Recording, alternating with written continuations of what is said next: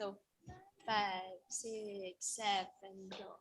Na na na na, nahuhulog ang loob.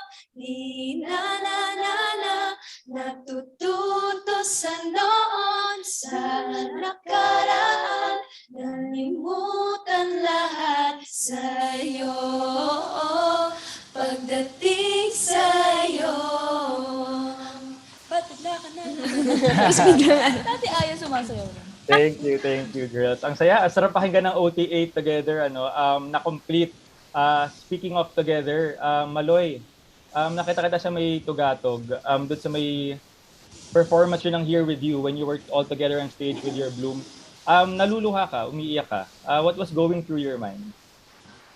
Kasi po, nung pinapractice po namin yung Here With You, yun po talaga yung na-envision namin pag pinapractice namin yun o kinakanta namin yun na soon kakantahin namin siya sa isang concert and nandun yung mga supporters namin, may mga taong nanonood sa amin and finally, makakanta na namin siya sa harap ng mga tao and parang nag-flashback lang po lahat po ng hard works po namin and lahat ng paghihirap namin. So, medyo naluha po ako. And yung fact po na kasama ko po yung girls, complete kami doon. So, sobrang sarap po sa feeling. That's why medyo teary-eye ang person. Teary-eye ang for the person. Sheena, I don't know if you remember, nung Biniversary sa SM Skating, nung hinihintay pa lang tayong tawagin para lumabas, tinanong mo sa akin, Sir Miguel, may impact po ba talaga kami sa mga tao o puro linis lang kami? Naalala mo ba yung tanong mo sa akin?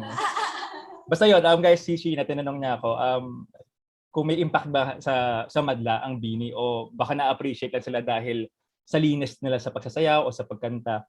Pero after Tugatog and BU, meron ka na bang sagot sa tanong na yun, Sheena? Opo. Anong sagot? May impact po pala kami. Opo. Paano mo nasabi? Sa dami na po ng concerts na pag-performan po namin, sa lahat po ng mga feedbacks po sa amin, I can say po na, opo, may impact po pala ang Bini. So thank you po dahil may impact kami. 8 impact. 8 impact. Hi, 4th impact, girls. Ayan, nakasama nyo sa P-pop. P-popcon. And grabe rin yung impact niya sa BU.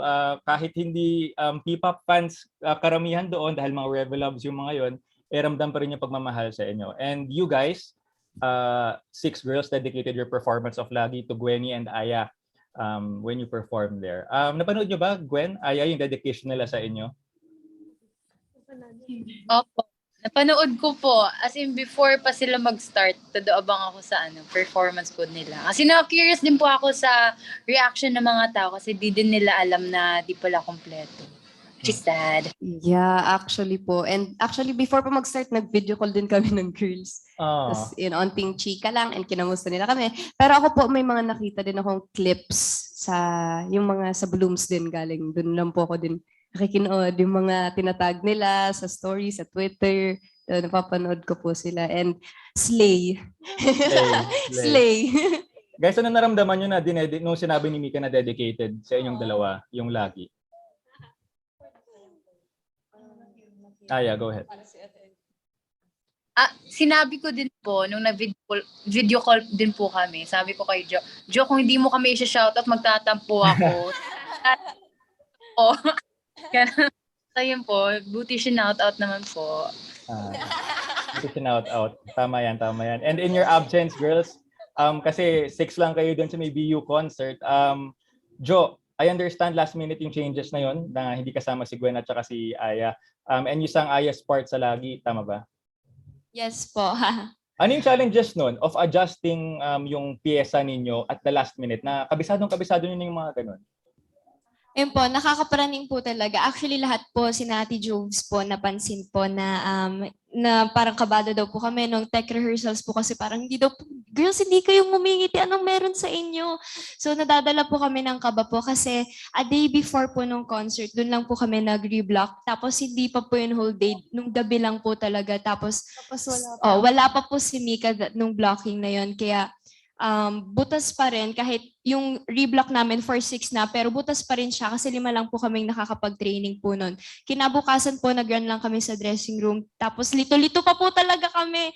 Wala pa po nun si Coach Mickey, si Coach Eden po yung kasama namin. Tapos after po nung block na yun, umalis na rin po si Coach Eden. So parang kami-kami na lang po talagang girls yung, kaya natin to girls, sige na. Pero nakakagulat po na nung mismong concert na, wala po nagkamali sa blockings po kasi nung rehearsals, ang dami pong mali talaga. Oo nga. Napansin ko rin yan, parang pulidong-pulido pa rin kayo kahit 6 lang kayo sa stage na yun. Talagang nairaos nyo. Mika, ganun din sa iyo, no? I noticed you sang the rap part of Aya sa Nanana, if I remember Yung correctly. verse po. Yung opo. verse, yeah. Ano yung proseso doon? How do you redistribute yung lines? Halimbawang may nawawalang member? Actually po, nalaman ko lang po nung day itself ng concert na yun po yung parts ko na nalipat sa akin kasi yun nga po, wala po si Gwen, wala po si Ate Aya. So parang buti na lang we're very familiar with our song. So ginawa na lang po ni Coach Red, ginawa niya pong nearest sa blockings para mas madali po siyang i-shift yung travel po, kaya po napunta po sa akin. At may experience mo naman, Mika, for a while nawala ka rin sa mga live performances nyo dahil nag-he's into her mode ka at ngayon ikaw naman ang sumalo sa mga... Opo. Ayan. Colette, sa May BU, nabanggit ko nga kanina, no, Reve loves karamihan ng mga nanood. Pero grabe yung pagtanggap sa inyo. People were still singing along to your songs and grabe yung cheer sa inyo. Does that boost your confidence as a performer, Colette? Ay, opo, kasi syempre po nung kami, iniisip pa lang namin na iba yung crowd namin. Hindi talaga kami kilala. Parang lahat sa kanila hindi kami kilala. So, yun po yung lagi naming iniisip na, aside sa blockings po talaga, yun po talaga. Pero nung, syempre po nauna po sa amin yung Red Velvet. So, parang nisip namin, baka pag after ng Red Velvet, uuwi na po silang lahat. Uuwi na silang lahat or hindi na po sila mag-cheer kasi nga hindi po kami kilala. Pero nung lumabas po kami, grabe po talaga. Parang, chini-cheer talaga nila kasi alam nilang, Pilipino kaming lahat na nandun. Chini-cheer talaga nila yung P-pop.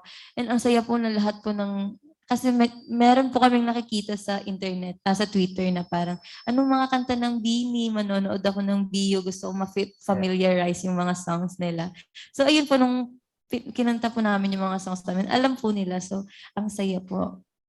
Sayang hindi ako nakapunta in person but I was supporting you guys from Twitter. Saan pa nga ba manonood?